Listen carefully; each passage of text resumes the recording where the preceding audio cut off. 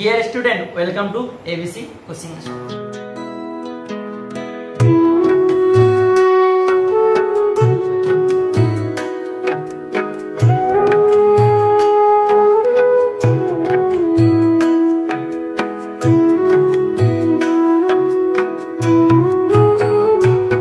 আজিৰ ক্লাছত আমি শিকিম মুক্ত শিক্ষা কি, মুক্ত শিক্ষাৰ লক্ষ্যৰ বিষয়ে শিকিম আৰু মুক্ত বিদ্যালয়ৰ বিষয়ে শিকিম।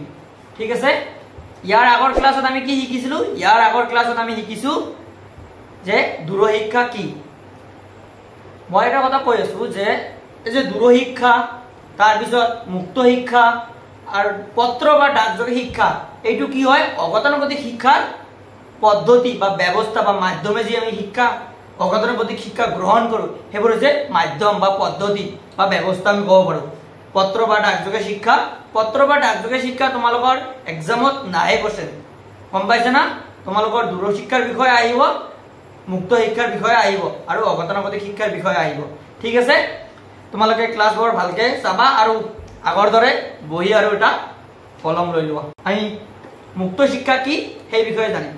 যি শিক্ষা ব্যৱস্থাত শিক্ষাৰ্থীয়ে সম্পূৰ্ণ স্বাধীনতা লাভ কৰি শিক্ষা গ্ৰহণ কৰে, অৰ্থাৎ কি মুক্ত শিক্ষা আমি যেতিয়া গ্ৰহণ কৰিম তেতিয়া কি কৰিব? সম্পূৰ্ণ স্বাধীনতা, যে ব্যক্তি এজনে শিক্ষাৰু এজনে বা শিক্ষাৰ্থীয়ে নিজ স্বাধীন মতে শিক্ষা গ্ৰহণ কৰিব পাৰে, নিজৰ স্বাধীন মতে।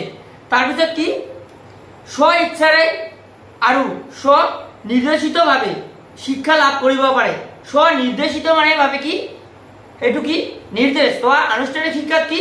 শিক্ষকৰ নিৰ্দেশ মৰ্মে আমাৰ চলিব লাগে, হয়নে নাই? কিন্তু মুক্ত শিক্ষাত নিজে স্বনিৰ্দেশ, মানে আমি যেনেকে চলিব বিচাৰো সেই হিচাপে আমাৰ নিৰ্দেশ মতে আমি চলিম। ঠিক আছে, তাৰপিছত কি? যি শিক্ষা ব্যৱস্থাত শিক্ষাৰ্থী কেন্দ্ৰিক, শিক্ষাৰ ওপৰত অধিক গুৰুত্ব দিয়া হয়, ইয়াত শিক্ষাৰ্থী কেন্দ্ৰিক, অৰ্থাৎ শিক্ষাৰুসকলে যেনেকে শিকিব বিচাৰে সেই হিচাপে শিক্ষা দিয়া হয়, তেনে শিক্ষাক কি কোৱা হয়? মুক্ত শিক্ষা বুলি কোৱা হয়। তেতিয়াহ'লে আমি মুক্ত শিক্ষা কি সেইটো জানিলো। মুক্ত শিক্ষা কি? যি শিক্ষাত শিক্ষাৰ্থীৰ কি নিজৰ স্বাধীনতা হিচাপে শিক্ষা গ্ৰহণ কৰিব পাৰে, মানে নাই? শিশু কেন্দ্ৰিক শিক্ষাৰ ওপৰত বেছি গুৰুত্ব দিয়া হয় এই শিক্ষাত, হয়নে নাই? এতিয়া আমি জানিম মুক্ত শিক্ষাৰ লক্ষ্যবিলাকৰ বিষয়ে, এতিয়া আমি জানিম। ঠিক আছে, তোমালোকক তো আৰু ক'ব নালাগে যে মুক্ত শিক্ষা কি, এইটো ক'ব নালাগে, তোমালোকে বহুত ইজি হয়, তোমালোকে পাবা। তাৰপিছত দূৰশিক্ষা আমি যে পঢ়িলো প্ৰায় একেই কিন্তু, হয়নে নাই? অলপে। ঠিক আছে, তোমালোকে যদি ভালকে বুজিছা মুখস্থ একদমে কৰিব নালাগে। ঠিক আছে, এতিয়া আমি পঢ়িম কি? মুক্ত শিক্ষাৰ লক্ষ্যৰ বিষয়ে আমি পঢ়িম। ঠিক আছে, প্ৰথমটো লক্ষ্য হৈছে মুক্ত শিক্ষা দেশ এখনৰ সকলো পৰ্যায়ৰ নাগৰিকে যাতে সমান পৰিমাণে শিক্ষা লাভৰ সুযোগ পায় তাক কাৰ্যকৰী কৰা। কি? দেশ এখনৰ সকলো পৰ্যায়ৰ কি নাগৰিকে যাতে, আমাৰ দেশখন যেনেকুৱা আছে, আমাৰ দেশৰ সকলোবিলাক নাগৰিকে যাতে সমান অধিকাৰ পায়, শিক্ষা যে মুক্ত শিক্ষা যে গ্ৰহণ কৰিব তাতে সমান সুবিধা পায়। যেনেকুৱা তোমালোকৰ ধৰি লোৱা যে নৱোদয় বিদ্যালয়ত যদি আমি শিক্ষা গ্ৰহণ কৰো সকলোৱে সমান অধিকাৰ, হয়নে নাই? ধনী দুখীয়া উচ্চ জাতিৰ মানুহ নিম্ন জাতিৰ মানুহ সকলোৱে সমান অধিকাৰ পায়। চেম আমাৰ মুক্ত শিক্ষাটো তেনেকুৱা। 1 নম্বৰ পইণ্ট গ'ল। 2 নম্বৰ পইণ্ট কি? শিক্ষা আৰু ব্যক্তিৰ মাজত সমন্বয় সাধন কৰি শিক্ষাক জীৱনজোৰা প্ৰক্ৰিয়া হিচাপে পৰিগণিত কৰা। শিক্ষা আৰু শিক্ষাৰুৰ মাজত এটা সমন্বয়, এটা সম্পৰ্ক বনাই কি কৰিব লাগে? শিক্ষাটো জীৱনজোৰা প্ৰক্ৰিয়া হিচাপে পৰিগণিত কৰিব লাগে।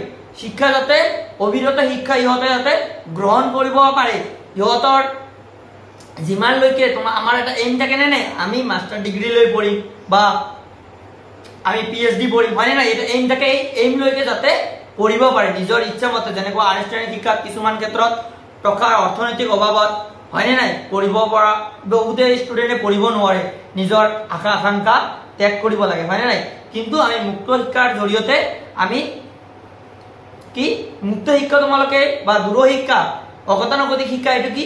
মিতব্যয়ী, অৰ্থাৎ খৰচ বহুত কম হয় আৰু বহুত ধৰণৰ সুবিধা পাওঁ, হয়নে নাই? 2 নম্বৰ পইণ্ট গ'ল। এতিয়া 3 নম্বৰ পইণ্টটো হৈছে কি? অবিৰত প্ৰক্ৰিয়াৰে শিক্ষা লাভৰ পৰা বঞ্চিত হোৱা আৰু শিক্ষা লাভৰ সুযোগ নোপোৱা সকলক শিক্ষাৰ সুবিধা প্ৰদান কৰা। যিবিলাক অবিৰত শিক্ষা, আনুষ্ঠানিক শিক্ষাত আমি বহুত শিক্ষাৰু বা শিক্ষাৰ্থীসকলে কি শিক্ষা গ্ৰহণ কৰিব নোৱাৰে, আৰ্থিক অৱস্থাত কিবা প্ৰব্লেমত, হয় নে বহুত প্ৰব্লেম থাকে, তাৰপিছত ইহঁতে শিক্ষা গ্ৰহণ কৰিব নোৱাৰে। সেইসকল শিক্ষাৰ্থী কি কৰিব, মুক্ত শিক্ষাৰ জৰিয়তে ইহঁতে যাতে সম্পূৰ্ণ শিক্ষাটো গ্ৰহণ কৰিব পাৰে, সেইসকল শিক্ষাৰ্থীক এই শিক্ষাৰ সুবিধা প্ৰদান কৰা। ঠিক আছে, 3 নম্বৰ পইণ্টটো হ'ল। 4 নম্বৰ পইণ্টটো হৈছে কি, অৰ্ধশিক্ষিত অৱস্থাত কৰ্মত নিয়োগ হোৱা ব্যক্তিসকলৰ আদৰুৱা শিক্ষাখিনি সম্পূৰ্ণ কৰাৰ সুযোগ দান কৰা। কি যিবিলাক শিক্ষাৰ্থীয়ে কি যেনেকুৱা আমি দেখিব পাওঁ যে 12 বা হায়াৰ ছেকেণ্ডাৰী পাছ কৰি কিছুমানে জব পাইছে, হয়নে নাই, কৰ্মত নিয়োগ হৈছে, ইহঁতে কিন্তু পঢ়াৰ সুবিধা নাপায় আৰু পিছত আনুষ্ঠানিক শিক্ষা কিন্তু গ্ৰহণ কৰিব নোৱাৰে। কি আমি যেতিয়া বাকীখিনি আমি যে পঢ়া শুনা যেনেকুৱা ডিগ্ৰী আমি যেতিয়া পঢ়িম তেতিয়া কি কৰিম, আমি আনুষ্ঠানিক শিক্ষাত হ'লে বহুত ধৰণৰ প্ৰব্লেম ফেচ কৰিব লাগে, কিন্তু আমি এই মুক্ত শিক্ষাৰ জৰিয়তে বাকী পঢ়াখিনি আমি কি কৰিব পাৰো, সম্পূৰ্ণ কৰিব পাৰো। যেনেকুৱা আমি ডিগ্ৰী পঢ়িব পাৰো, মাষ্টাৰ ডিগ্ৰী পঢ়িব পাৰো। 5 নম্বৰ পইণ্টটো হৈছে দেশৰ সৰহ সংখ্যক ব্যক্তিয়ে যাতে উচ্চ শিক্ষা ঘৰত থাকিয়ে লাভ কৰিব পাৰে তাৰ ব্যৱস্থা কৰা। সৰহ সংখ্যক ব্যক্তিয়ে ঘৰত থাকি, যেনেকুৱা কি আনুষ্ঠানিক শিক্ষাত কি আমি ঘৰত থাকি পঢ়িব পাৰিম জানো, নোৱাৰো, কেতিয়াও নোৱাৰো, কিন্তু আমি দূৰশিক্ষা মুক্ত শিক্ষাত এইটো আমি পাম, হয়নে নাই। আৰু মুক্ত শিক্ষা কি মিতব্যয়ী, হয়নে নাই, আমি ঘৰত থাকিয়ে শিক্ষা গ্ৰহণ কৰিব পাৰো বা এডমিশ্যনো আমি ঘৰৰ পৰাই ল'ব পাৰো, বুজিছা। যাতে বেছিভাগ কি শিক্ষাৰুৱে ঘৰত থাকি সম্পূৰ্ণ শিক্ষা গ্ৰহণ কৰিব পাৰে, সকলো কৌশলৰ বিষয়ে জ্ঞান অভিজ্ঞতা ঘৰত থাকি পাব পাৰে, ইহঁতে মুক্ত শিক্ষা প্ৰদান কৰে তাৰ ব্যৱস্থা কৰা। ঠিক আছে, 5 নম্বৰ গ'ল। 6 নম্বৰটো হৈছে প্ৰাথমিক শিক্ষা ব্যৱস্থা সাৰ্বজনীন কৰি তোলাৰ ক্ষেত্ৰত কৰ্মকৰ্তাসকলক প্ৰয়োজনীয় দক্ষতাৰে শিক্ষা দিয়া। মুক্ত শিক্ষাৰ যিবিলাক কি আছে কৰ্মকৰ্তা আছে, সেইবিলাক কৰ্মকৰ্তাই কি দক্ষতা ইহঁতক এনেকে দক্ষতা প্ৰদান, অভিজ্ঞতা আছে ইহঁতৰ অভিজ্ঞতা, ইহঁতৰ এক্সপিৰিয়েঞ্চ, ইহঁতক এনেকুৱা কি কৰিছে যাতে যিবিলাক শিক্ষাৰ্থী বা শিক্ষাৰুৱে কি কৰিব, আমি যে মুক্ত শিক্ষা গ্ৰহণ কৰিম, যাতে শিক্ষাৰ্থীসকলে সম্পূৰ্ণ কি হয়, সম্পূৰ্ণ জ্ঞান অভিজ্ঞতা যাতে অৰ্জন কৰিব পাৰে, অভিজ্ঞতাবিলাক কৌশলবিলাকৰ বিষয়ে জানিব পাৰে, সেই হিচাপে কৰ্মকৰ্তাবিলাকক কি কৰিছে, দক্ষ হিচাপে তুলিছে।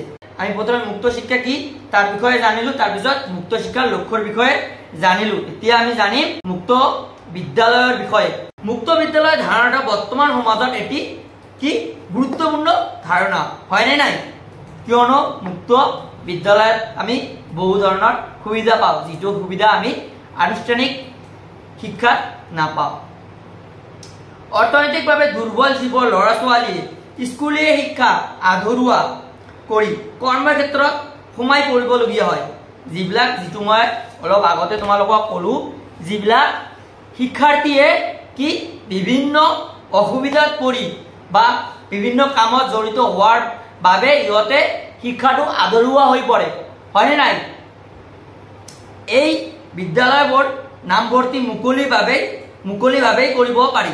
কি এই বিদ্যালয়ত আমি কি নামভৰ্তি কি হয় মুকলিভাৱে কৰিব পাৰো, কিন্তু আমি আনুষ্ঠানিক শিক্ষাত কিন্তু সেয়া নোৱাৰো। আৰু সেই যে আমি যে অলপ আগতে যে ক'লো, যিবিলাক অৰ্থনৈতিকভাৱে পিছ পৰি থকা বা বিভিন্ন কৰ্মত নিয়োগ হৈ থকা ল'ৰা ছোৱালী কি কৰে, এই মুক্ত বিদ্যালয়ে কি কৰে, সেই শিক্ষা দিয়ে, যিবিলাক আমি আনুষ্ঠানিক শিক্ষাত নোৱাৰো। আমি আনুষ্ঠানিক শিক্ষাত কৰ্ম অৱস্থাত কিন্তু আমি শিক্ষা গ্ৰহণ কৰিব নোৱাৰো, যেনেকুৱা আমাৰ আনুষ্ঠানিক শিক্ষাত ৰেগুলাৰ ক্লাছ কৰিব লাগে, কিন্তু আমাৰ মুক্ত শিক্ষাত কিন্তু ৰেগুলাৰ ক্লাছ কৰিব নালাগে, হয়নে নাই, আমি ঘৰতো বহি শিক্ষা গ্ৰহণ কৰিব পাৰো। এই বিদ্যালয় কি হয়, তোমালোকৰ শিক্ষা ব্যৱস্থাটো বহুত নমনীয় ভিতৰ হয়, হয়নে নাই, যিটো আনুষ্ঠানিক শিক্ষাত বহুত কঠোৰ হয় শিক্ষা ব্যৱস্থাটো, নিয়ম নীতিবিলাক, হয়নে নাই। আনহাতে কি হয়, মুক্ত বিদ্যালয়ত শিক্ষাৰ্থীসকলৰ বয়সৰ সীমাৰ লগতে শিক্ষাগত অৰ্হতা কোনো প্ৰয়োজন নাই। কি বয়সৰ কোনো সীমা ধৰা নাই, যিটো আনুষ্ঠানিক শিক্ষাৰ প্ৰয়োজন হয়, কিন্তু হয়নে নাই। সময়ৰ তুমি যদি ক্লাছ ধৰি লোৱা 5ত পঢ়িছা, তাৰপিছত 4 বছৰ 5 বছৰ তুমি শিক্ষা গ্ৰহণ কৰা নাই, তেতিয়াহ'লে কিন্তু তোমাৰ আনুষ্ঠানিক শিক্ষাত বহুত প্ৰব্লেম ফেচ কৰিব লাগে কিন্তু আমাৰ মুক্ত বিদ্যালয়ত কিন্তু তেনেকুৱা কোনো একো প্ৰব্লেম নহয় আৰু কি হয় আৰু এটা কোনটো যে তাতে শিক্ষাগত অৰ্হতাৰ কোনো প্ৰয়োজন নাই যেনেকুৱা আমাৰ আমি যদি 6ত উঠিবলৈ যাওঁ তেতিয়াহ'লে আমাৰ ক্লাস 5ৰ সাৰ্টিফিকেটটো বা মাৰ্কশিটটো আমাৰ লাগিব কিন্তু আমাৰ মুক্ত বিদ্যালয়ত কিন্তু তেনেকুৱা সাৰ্টিফিকেট বা কিহৰ কোনো প্ৰয়োজন নালাগে ঠিক আছে কিমান সুবিধা হয় নে নাই মুক্ত বিদ্যালয় প্ৰতিষ্ঠা কৰা হৈছিল দিল্লীত কিমান চনত হৈছিল 1983 চনত হৈছিল দিল্লীত হৈছিল মনত ৰাখিবা এইটো আহিব পাৰে যে মুক্ত বিদ্যালয় কিমান চনত প্ৰতিষ্ঠা কৰা হৈছিল 1983 চনত আৰু কত হৈছে এটো দিল্লীত হৈছিল কোন গ্ৰন্থত 1979 চনত প্ৰতিষ্ঠা হোৱাৰ কথা উল্লেখ আছে ইয়াৰ শিক্ষাৰ্থী পাঠ কৰিব আৰু বুজিব পৰা ক্ষমতা থাকিব লাগিব আমি যে শিক্ষা গ্ৰহণ কৰি মুক্ত শিক্ষা যদি আমি গ্ৰহণ কৰিবলৈ যাওঁ তেতিয়া হলে কি কৰিব লাগিব এটো সেলফ স্টাডি যেটো নিজে নিজে পঢ়িব লাগিব আমি যে কিতাপ আমাক কি তাৰ পৰা কিতাপ দিব সেই কিতাপখন আমি নিজে পঢ়িব লাগিব নিজে বুজিব লাগিব নিজে কোশ্চেন বনাব লাগিব সব নিজে সেলফ স্টাডি কৰিব লাগিব কিন্তু আনুষ্ঠানিক শিক্ষাত হেতু হয় নেকি আমি যিকোনো এটা কোশ্চেন যদি নুবুজো আমাক সারে হেল্প কৰে যদি কোশ্চেন এটা বনাব নাজানো সাৰে আমাক বনাই দিয়ে হয় নে নাই কিন্তু মুক্ত বিদ্যালয়ত তেনেকুৱা নহয় মুক্ত শিক্ষাত তেনেকুৱা নহয় মুক্ত শিক্ষাত সব নিজেই কৰিব লাগিব বুজাৰ ক্ষমতা আৰু তাতে গ্ৰহণ কৰা তাতে যি নামভৰ্তি কৰিব সেই শিক্ষাৰ্থীসকল বুজিব পৰা ক্ষমতা থাকিব লাগিব ঠিক আছে এই বিদ্যালয়ত কি বছৰত দুবাৰ এক্সাম হয় বুজিছা আৰু আমাৰ সভা আনুষ্ঠানিক শিক্ষাত বহুত ইউনিট টেস্ট হয় আৰু এক্সামও হয় হয় নাই দুবাৰ এক্সামে হয় আৰু বহুত ইউনিট টেস্ট হয় কিন্তু মুক্ত বিদ্যালয়ত তেনেকুৱা নহয় অকল দুবাৰে এক্সাম হ'ব তাৰ পিছত কি আছে সম্পূৰ্ণকৈ পৰীক্ষাত উত্তীৰ্ণ হলে বিদ্যালয়ৰ পৰিচালক মণ্ডলীক নম্বৰ সহ সাৰ্টিফিকেট বা প্ৰমাণপত্ৰ প্ৰদান কৰে আৰু এক্সামত তোমালোকে যদি শিক্ষাৰ্থী বা শিক্ষাৰ্থীসকলে কি উত্তীৰ্ণ হোৱা পাস কৰা তেতিয়া হলে সাৰ্টিফিকেটৰ লগত তোমালোকক প্ৰমাণপত্ৰ দিয়াৰ লগতে কি কৰে পুৰস্কাৰ প্ৰদান কৰে ঠিক আছে আমি কি জানিলো যে মুক্ত বিদ্যালয়ৰ বিষয়ে অলপ জানিলো তোমালোকে ভালকে জানি থবা আৰু বেছিকে তোমালোকে চনটো মনত ৰাখিবা কিমান চনত কিমান কত হৈছে দিল্লীত হৈছে 1983 চনত এটো মনত ৰাখিবা ঠিক আছে আমি কি জানিলো মুক্ত শিক্ষা কি জানিলো তাৰ পিছত কি জানিলো মুক্ত শিক্ষাৰ লক্ষ্যৰ বিষয়ে জানিলো তাৰ পিছত কি জানিলো তো বিদ্যালয়ৰ বিষয়ে আমি শিকিলো আৰু আমি এইবোৰ কি কৰি আছো যে মুক্ত শিক্ষা এটো কি হয় অগতানুগতিক শিক্ষাৰ এটা পদ্ধতি হয় মাধ্যম হয় বা ব্যৱস্থা হয় নে নাই যাৰ জৰিয়তে আমি অগতানুগতিক শিক্ষা গ্ৰহণ কৰিব পাৰো ঠিক আছে তোমালোকে ভালকে পঢ়িবা নোটখিনি তোমালোকে উঠাই লবা আৰু তোমালোকে নোট বনাব নালাগে ইয়াৰ পৰা তোমালোকে সব পাই যাবা তোমালোকে জাস্ট বুজিবা আৰু ভাল ৰিজাল্ট কৰিব লাগে হয় নে নাই তো যদি কোনোবাই বুজা নাই কমেন্ট কৰিবা নেক্সট ক্লাছত বুজাই দিবলৈ চেষ্টা কৰিম তো লগ পাম নেক্সট ক্লাছত আৰু প্লিজ তোমালোকে যিবিলাকে নতুন আহিছা চেনেলটো সাবস্ক্ৰাইব কৰি লবা আৰু পাৰিলে শেয়াৰ কৰিবলৈ নাপাহৰিবা তো লগ পাম নেক্সট ক্লাছত জয় হিন্দ